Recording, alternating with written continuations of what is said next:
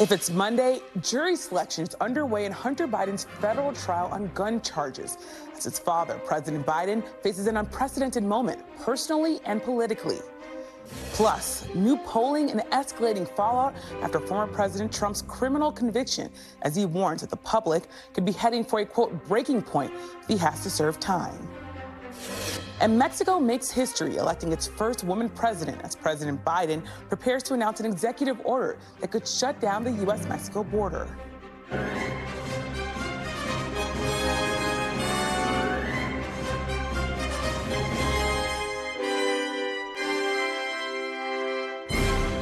Welcome to Meet the Press Now. I'm Yamisha Sandor in Washington.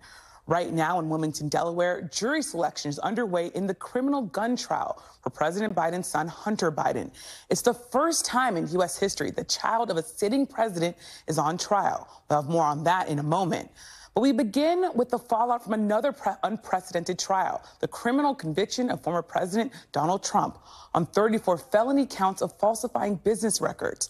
Trump and his allies spent the weekend attacking the verdict, falsely claiming it was part of a conspiracy by President Biden.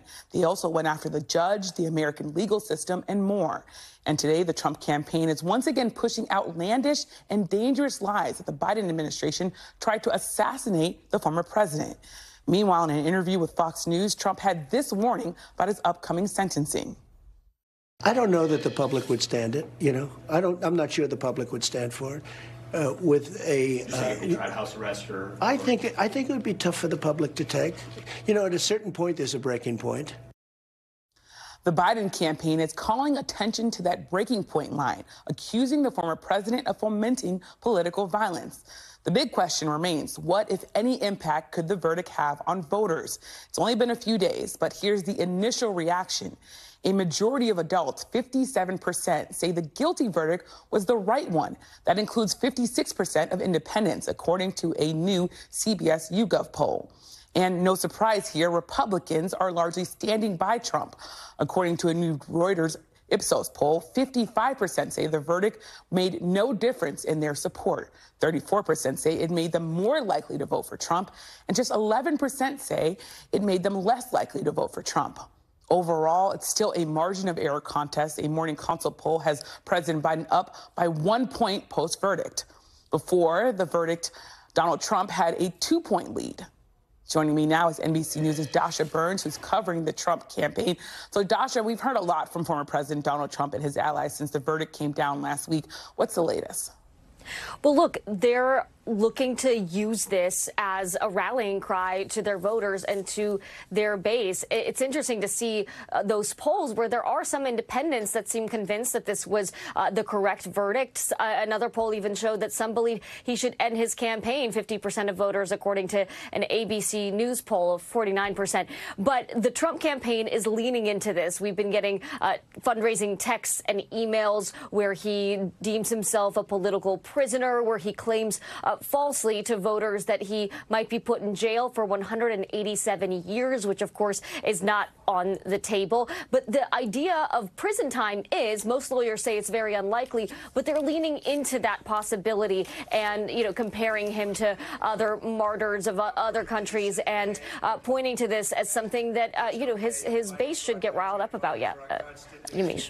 Now, of course, there's a lot going on, but I wonder, of course, because of this historic conviction, is this really the only thing that the Trump campaign and their surrogates are talking about right now?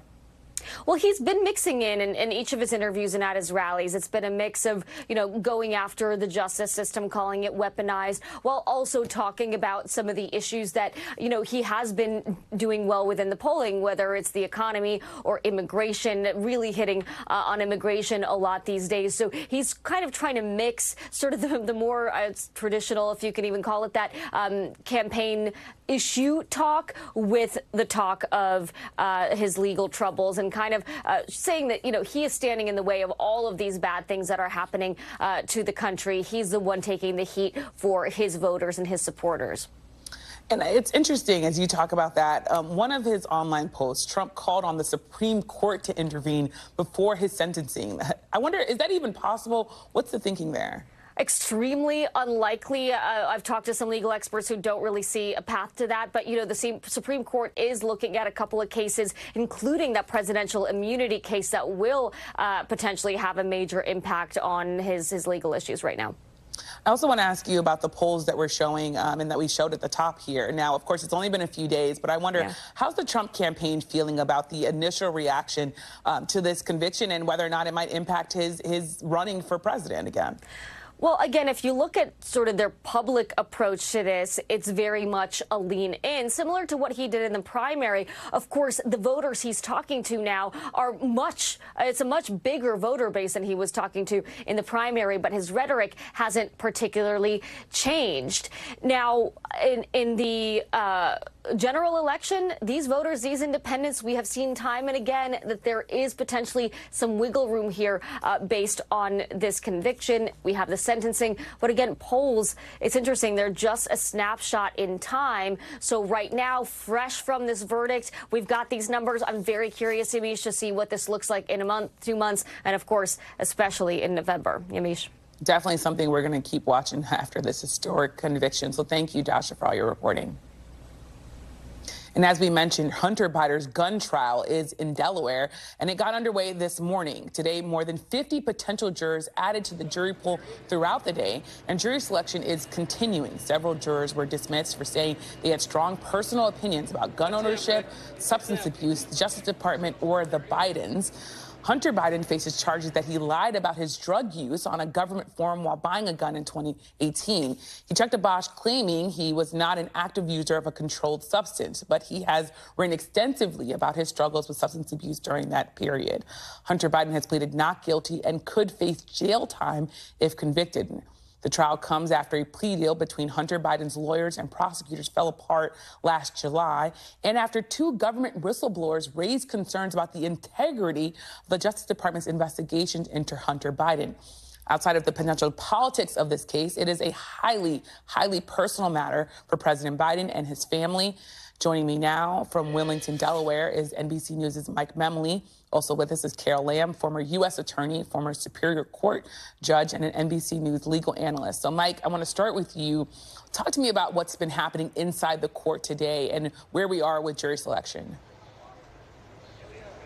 Well, Yamiche, this process is moving quite promptly along. We appear to have narrowed a potential field of jurors that were called to the courthouse today of 250 down to 36 potential jurors. Now what will happen is the prosecutor and the defense will have an opportunity to strike that number down to the final list of 12 jurors and 4 alternates. All of that in a small state, both geographically and politically, where some of the potential jurors said that they had relationships. In one case, somebody who played in a squash tournament with Beau Biden, somebody who was a bartender and had served Jack Owens, Joe Biden's brother-in-law, others who were familiar with the case and familiar with the family being such a small state here in Delaware.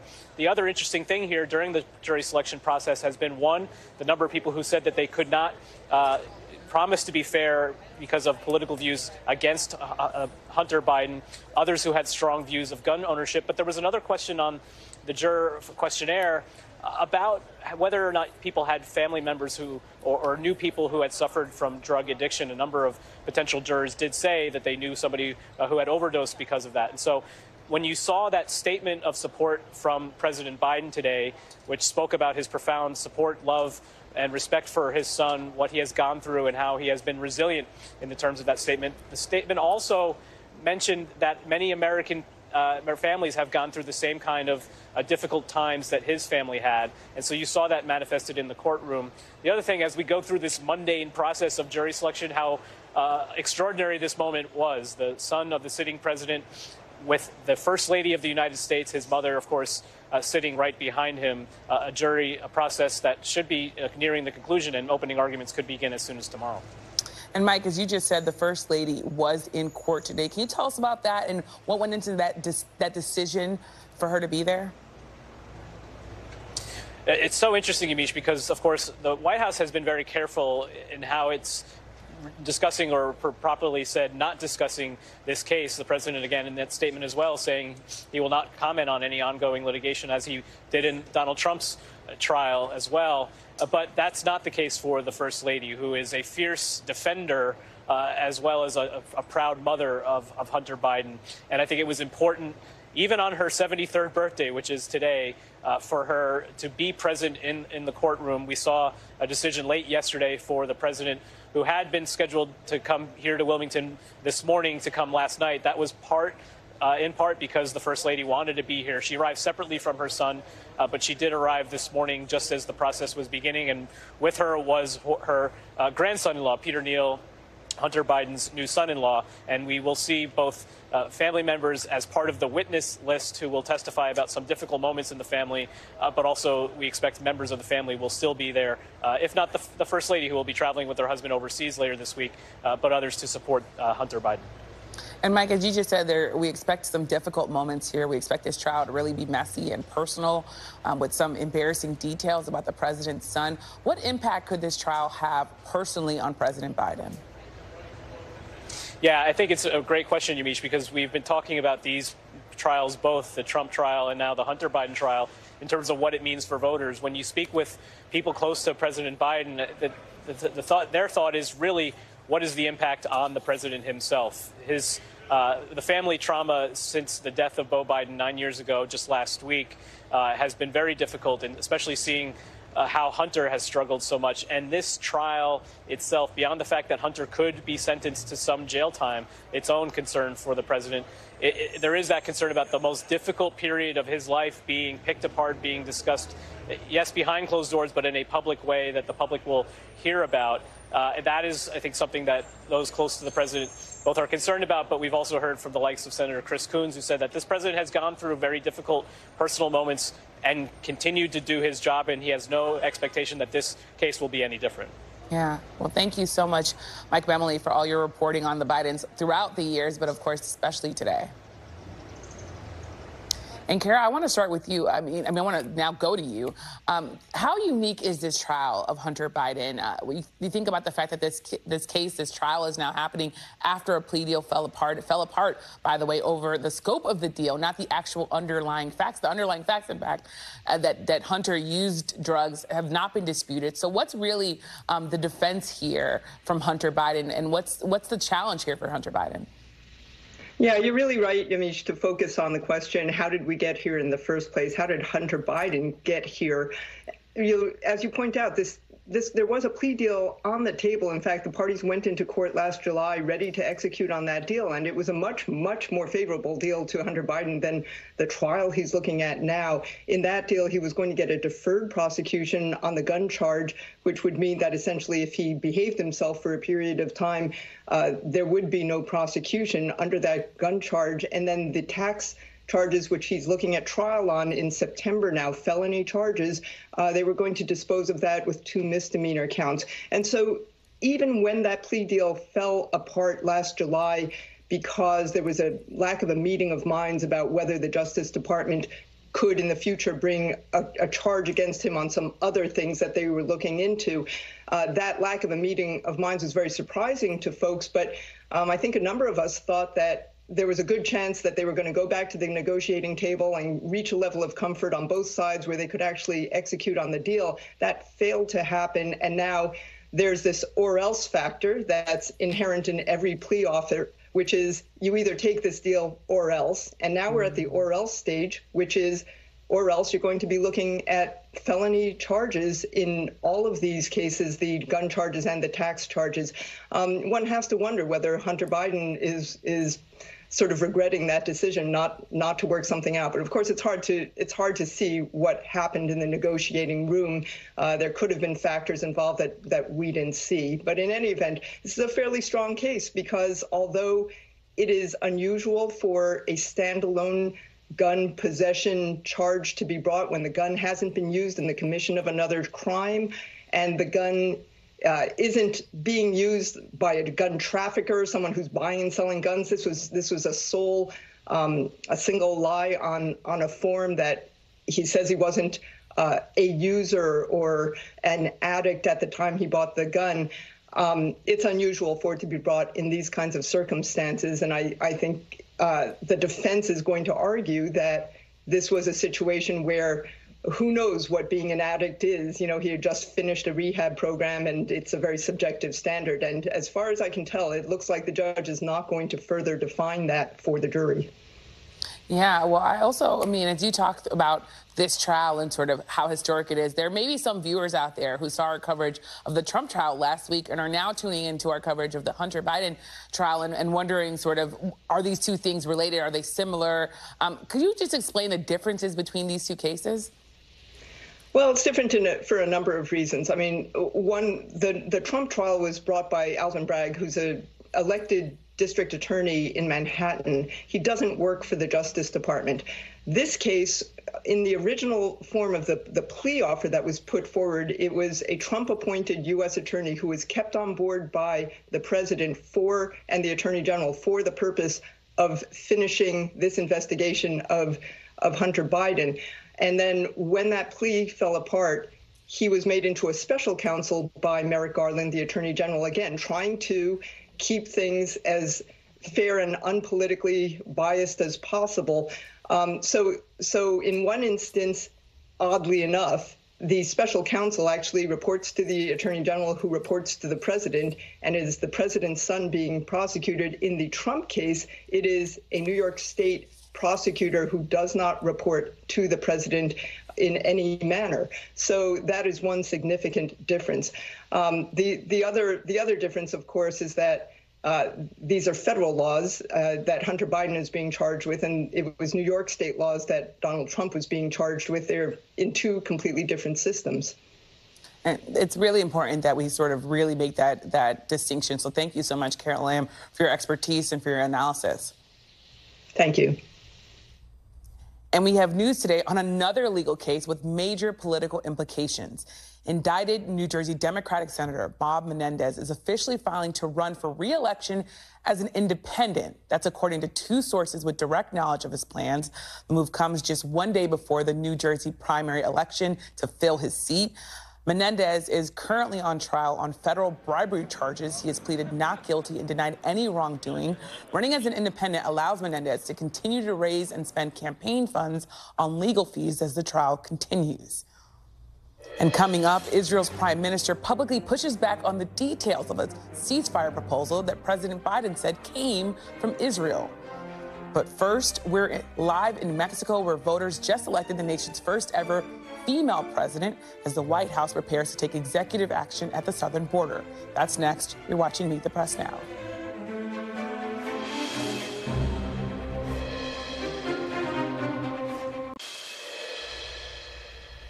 Welcome back. This weekend during Mexico's presidential election, history was made.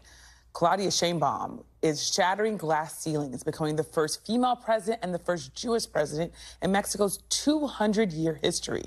Sheinbaum, a protege of current President López Obrador, is expected to follow in his footsteps. Last night, in her speech, she vowed to continue some of his policies, including welfare policies and social programs. Her election comes as the Biden administration is preparing to announce new executive action tied to the U.S.-Mexico border tomorrow. Joining me now is NBC News' Guad Venegas in Mexico City, and NBC News' Aaron Gilchrist is outside the White House. So, Guad, this is, of course, a big, big deal. What has been the reaction to Mexico electing its first female president? You're right. It's a big deal in Mexico. We spoke to voters yesterday, and we've been speaking to more people today. There's a feeling of excitement for Mexicans to say that they have now elected the first female president in the country's history.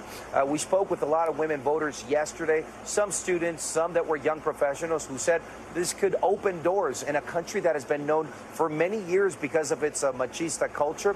But the world is now going to find out that Mexico has been implementing a lot of policies and quotas in the country to open opportunities for women. In fact, if you look at the last Congress, nearly half of legislators were women.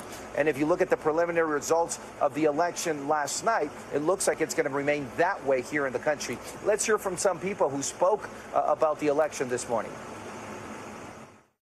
I feel grateful for the witness this new change in history moment. Everyone was rooting for Claudia. So not a surprise, and I'm pretty happy that she's going to be the first female president. That's amazing.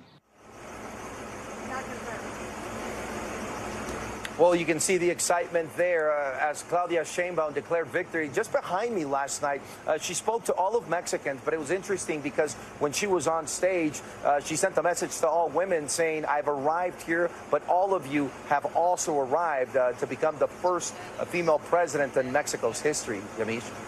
Now, there is, as you just said, a lot of excitement here, but Mexico also has a lot of challenges. What will be some of the most pressing issues that she'll face? Right, lots of challenges. The first one that kept being brought up by voters is public safety. Mexico is a country that has been dealing with an increase in crime and murders for the last few years. We saw that reflected during the campaigning. This election cycle was bloody. Dozens of candidates were assassinated, or aspiring candidates as well, and hundreds of people were killed at events related to the campaign, or people that were in one way or in many ways involved with the election cycle. Now, much of that violence did target local office elections, and it happened in rural parts of the country. So Sheinbaum has a great challenge now to try to tackle organized crime, which experts believe are behind a lot of this violence, and also figure out what to do with impunity. Experts say that in Mexico, about 90% of crimes go unpunished. So not only does she have to figure out a plan to try to fight the drug organizations and just the criminal organizations across the country, but also figure out a way for crimes to be prosecuted and also for criminals to be held accountable for what's happening in the country. Yeah, a lot to get done there in Mexico, but breaking and shattering glass ceilings. So thank you so much, Glad. And Aaron, I want to come to you. How is the White House reacting to this historic election in Mexico? And what does it mean, really, for the new border action that we're expected to hear about as soon as tomorrow? Well, Yamiche, President Biden himself just tweeted a few minutes ago that he called the president-elect there in Mexico to congratulate her on her win in the election yesterday. And so this is something that the White House has been keeping an eye on, has been tracking for some time now, looking at some of the polling that was coming out of Mexico. And the victory for President-elect Claudia Sheinbaum is one that the White House obviously supports. The president said in a statement earlier today that he looked forward to working with the incoming president, who, as you noted, Yamiche, was supported by the outgoing president, López Obrador.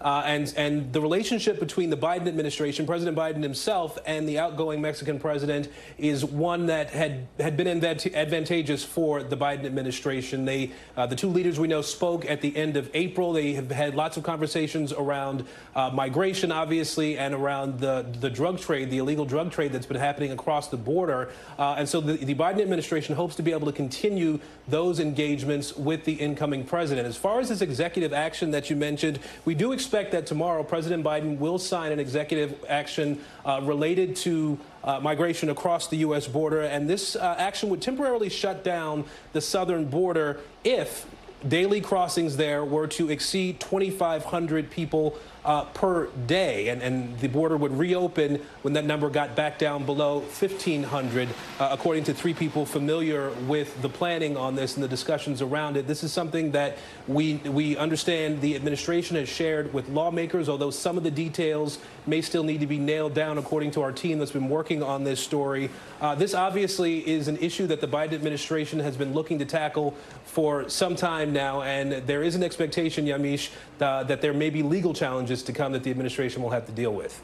Yeah, there's going to definitely be a situation we're going to be watching as we look to see that new announcement. Thank you so much, Aaron. And we have some breaking news in the jury selection process tied to Hunter Biden's criminal trial on gun charges. The jury is now set. All 12 jurors and 4 alternates have been selected. They were officially sworn in just moments ago. We're now expecting to hear opening statements to begin as early as tomorrow. And up next, ceasefire confusion. The U.S. and Israel are now at odds over key details of a new proposal to pause fighting, return hostages, and rebuild Gaza. We'll talk to Israel's former prime minister after the break. You're watching Meet the Press now.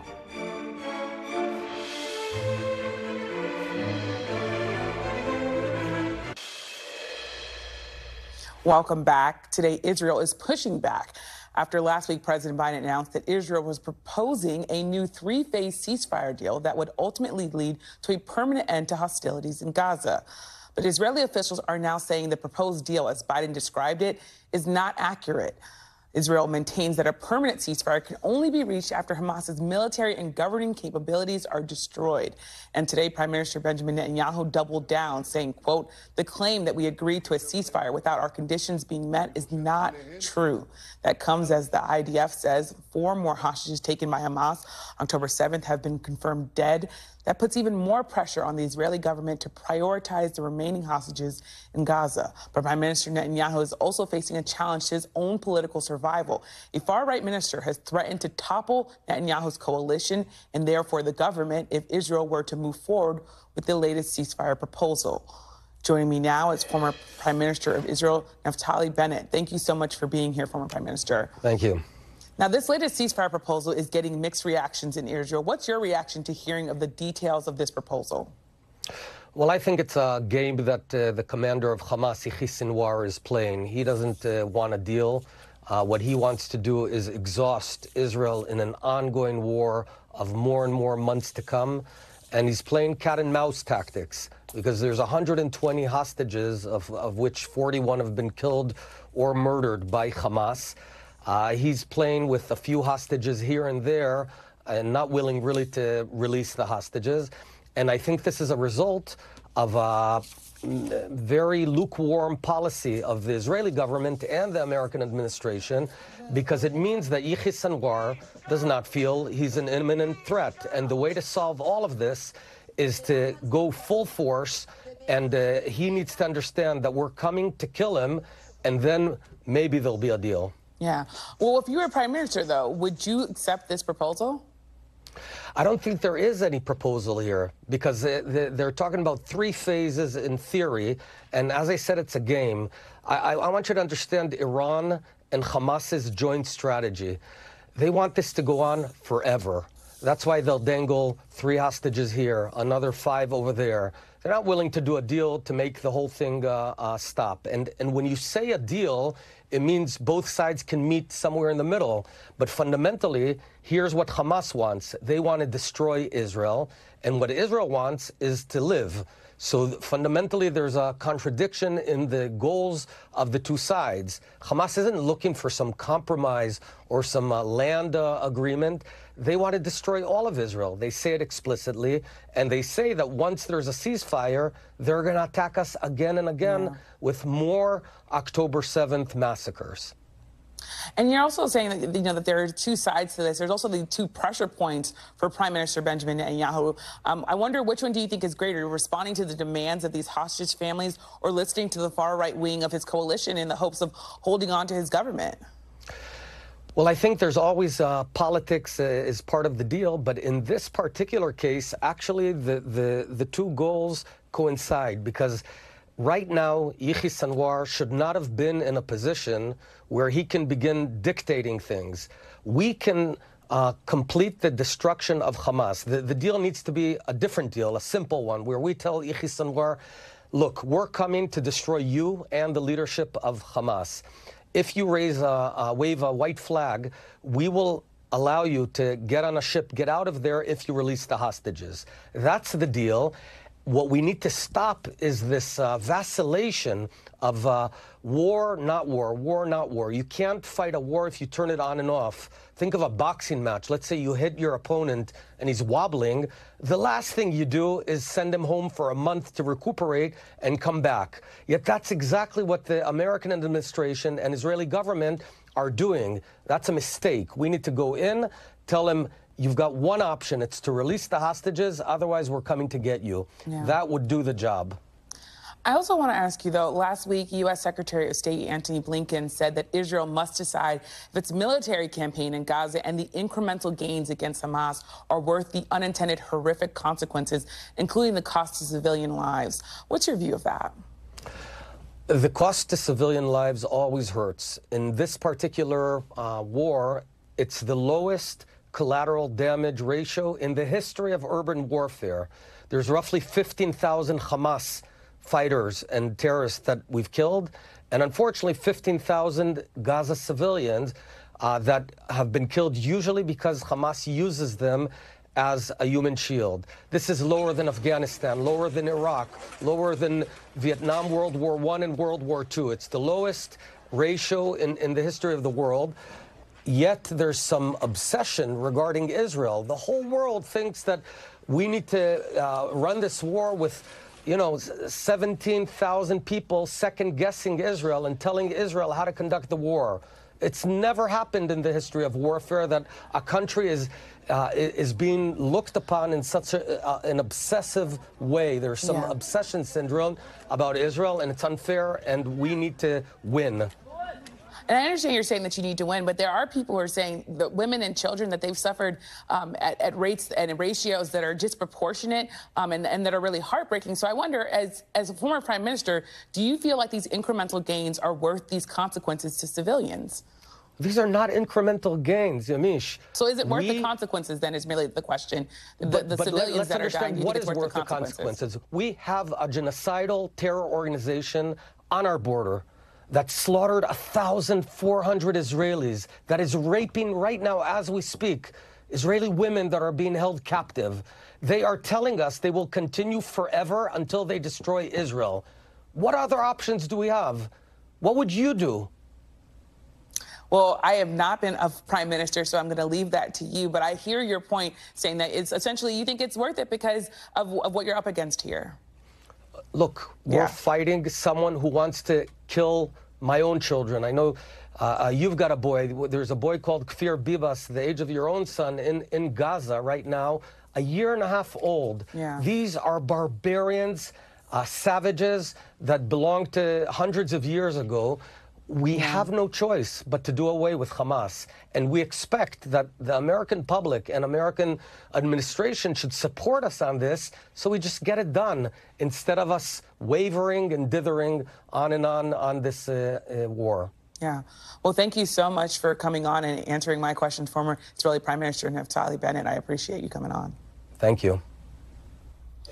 And after the break, the Texas Supreme Court rejects a legal challenge to the state's near total ban on abortions. I'll talk to one of the plaintiffs behind the case and a lead lawyer for the Center for Reproductive Rights about where the fight goes from here. You're watching Meet the Press now.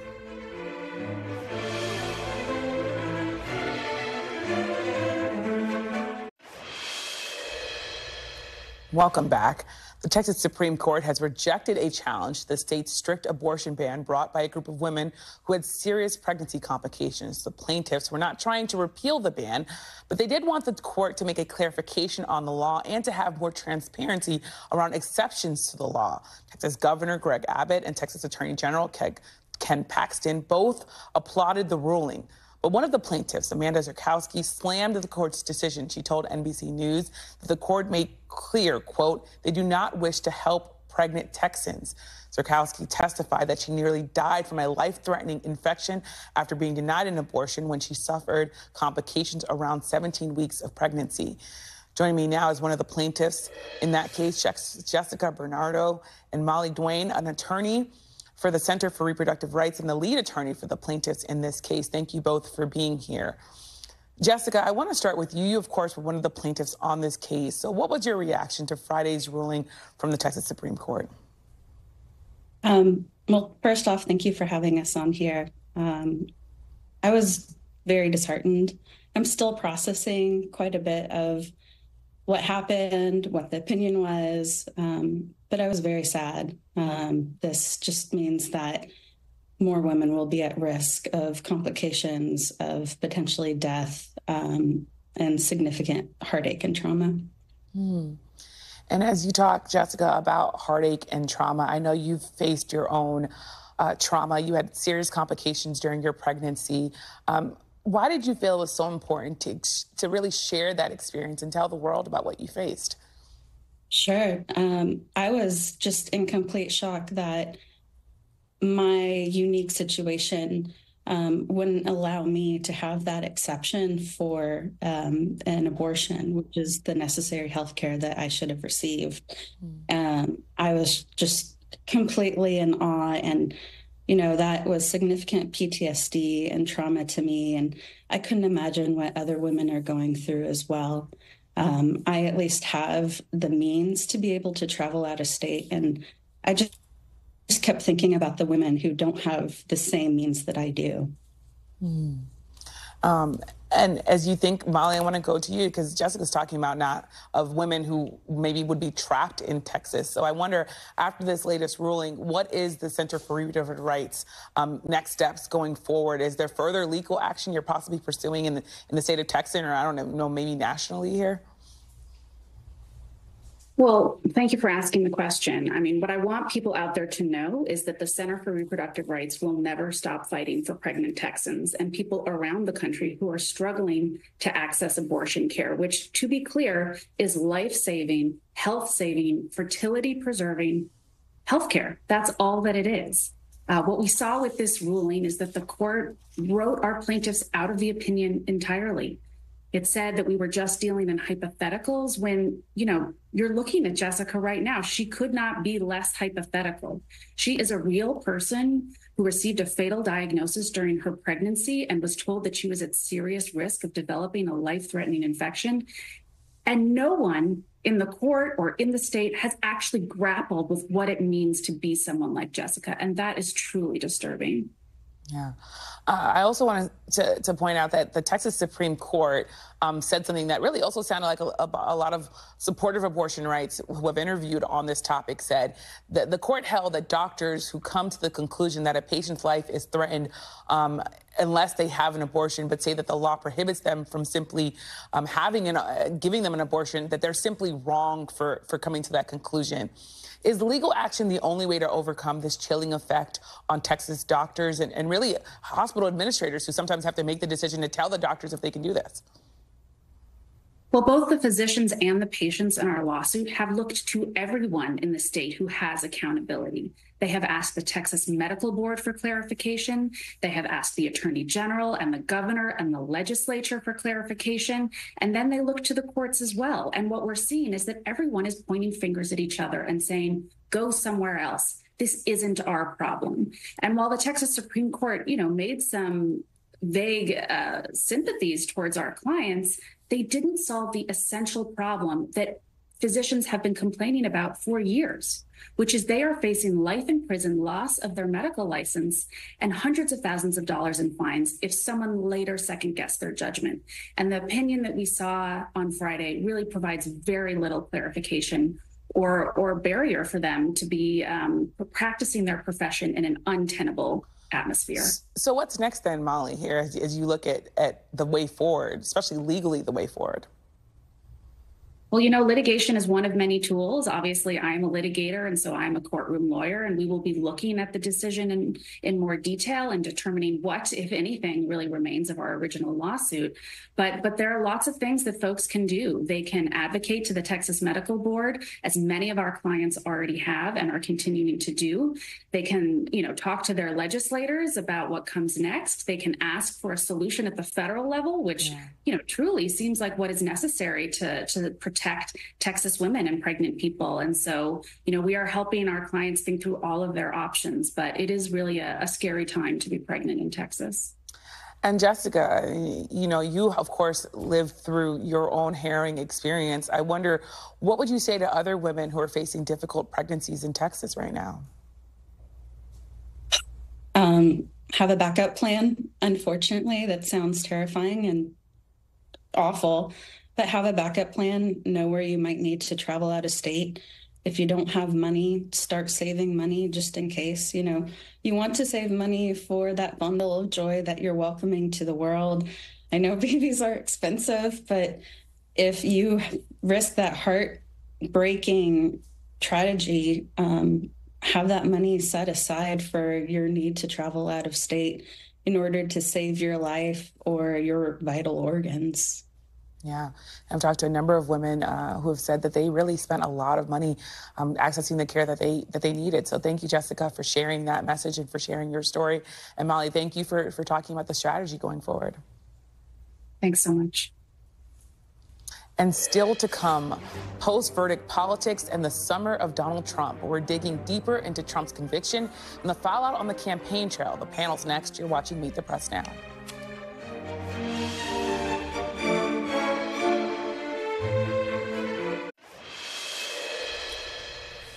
Welcome back. Turning to the aftermath of former President Donald Trump's historic guilty verdict, there have been some pretty overt calls for revenge from Trump allies, including his son, Donald Trump Jr.'s remarks that Election Day will be, quote, retribution. But former President Trump has tried to strike a more neutral tone in an interview with Fox News, though that included rewriting history. Take a listen. You know, my revenge will be success, and I mean that. But it's awfully hard when you see what they've done. These people are so evil. Hillary Clinton, I didn't say lock her up, but the people would all say lock her up, lock her up. Okay, then we won. And I said pretty openly, I say, all right, come on, just relax. Let's go. We got to make our country great. Joining me now is our panel, Daniela Diaz, congressional reporter for Politico, Naveen Nayak, President and Executive Director of the Center for American Progress Action Fund, and Republican strategist Doug Heye. So thank you all for being here. So I want to start with you, Daniela. Trump has claimed in that interview that he never said lock her up, referring to Hillary Clinton. I mean, it's sort of astounding that he would say that, so of course we have to roll the tape. Crooked Hillary Clinton. Oh, she's crooked, folks. She's crooked as a $3 bill. Okay, here's one. Just came out. Lock her up is right.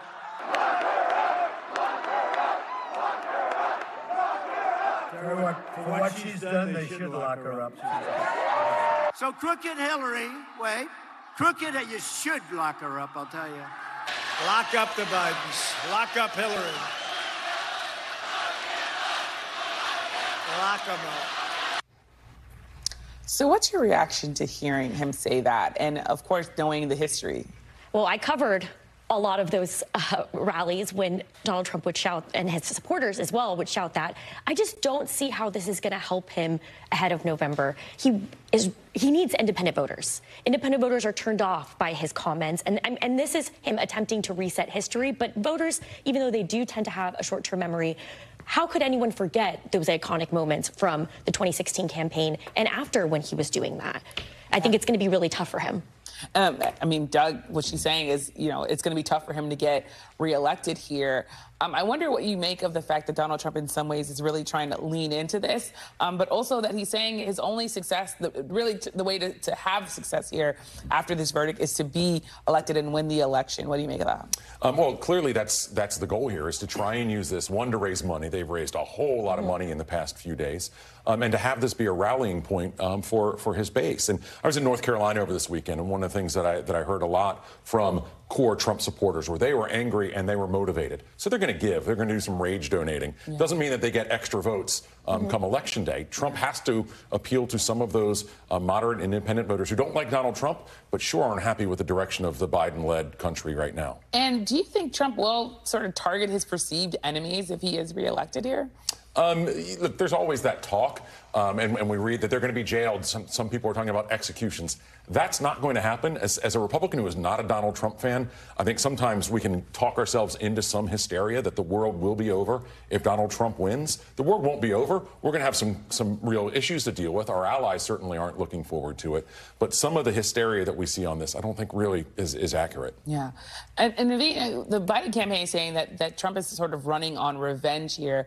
I wonder if diehard Trump supporters also would think that way, and also sort of for Democrats, do you think that this is sort of that this is motivating them because he's running on revenge and saying that there might be some sort of retribution here, even though he's not using those words? I mean, Donald Trump has been running on a politics of division from the start when he came down that elevator, you know, and he is reminding everyone that his campaign in 2016 was one of retribution to Hillary Clinton and to, you know, past grievances. So I think he's reminding people of everything they dislike about him. And I do think that you can't get away from this verdict last Friday. And I don't think we should try to pretend like he isn't going to run on retribution. The Heritage Foundation put out their, you know, agenda for the MAGA movement, and that involves politicizing the Department of Justice, of making the Department of Justice an arm of Donald Trump and the next president. And so I think we dismiss it by saying it's hysteria. Maybe not everything Donald Trump says will come true,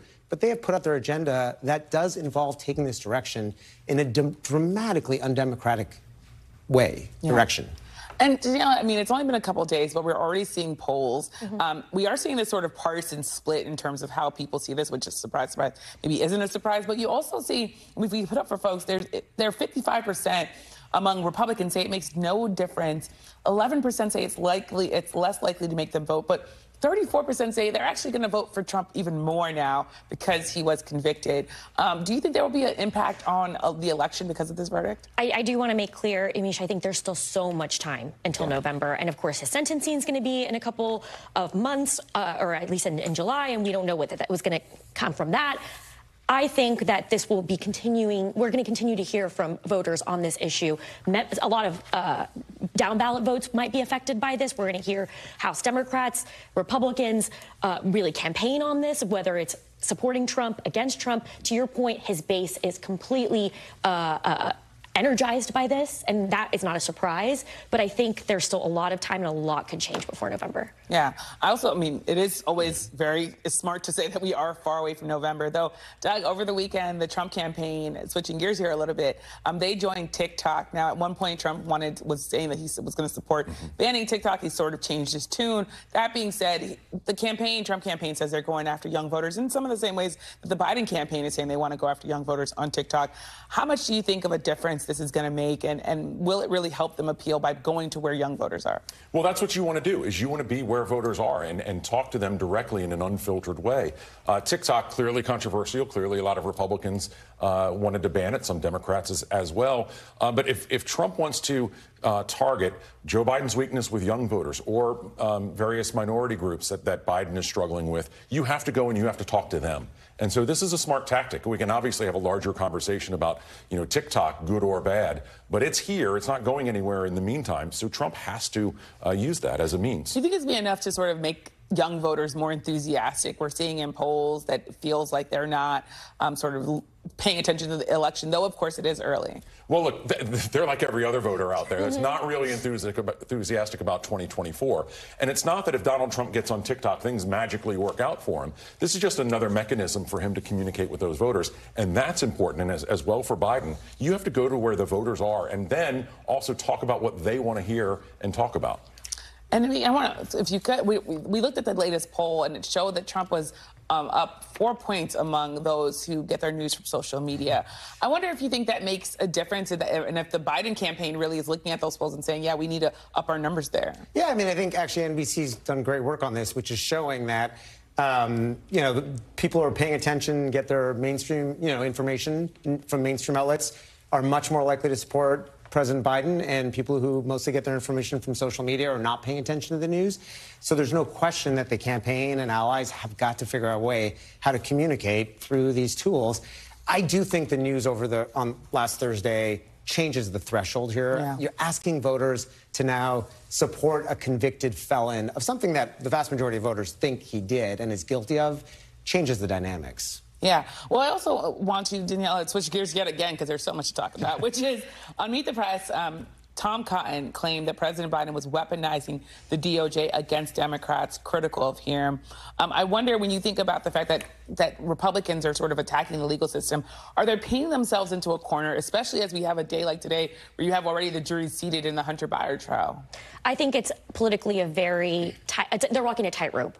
They can say that they're the party of law and order and really run on that issue, and that's what we've seen from a lot of Republicans in Congress, but then also want to defund the DOJ and claim that the Biden DOJ is weaponizing against Trump, when we're watching today his son on trial. Yeah. So I think that it's as we've seen in the last couple of months, continuing to be a really tightrope that they're walking in, something that's very, very tricky. Doug, your thoughts? Look, Trump benefits so often from the people that he's running against and who his enemies are. This is a good example of this. The water is muddier today because Hunter Biden is in trial. That Joe Biden spent the night, with his son, to be moral support as any good father would do. Yeah. But in a court case, this is unprecedented to have a president's son on trial during a campaign trail. He's not a convicted felon, at least not yet. Yeah. But this muddies the water. That benefits Donald Trump because of that very threshold that you talk about. Yeah. I think the case. Oh.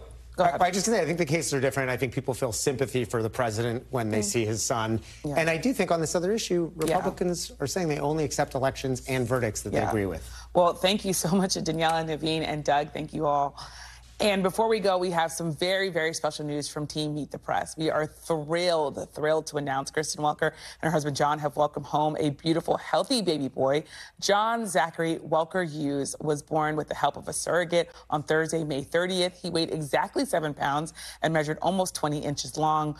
We're sending Kristen, John, and big sister Margot lots of love and well wishes during this special time. And we can't wait to meet the newest member of the Meet the Press family. I'll be back tomorrow with more Meet the Press Now. The news continues with Hallie Jackson straight ahead. Thanks for watching. Stay updated about breaking news and top stories on the NBC News app or follow us on social media.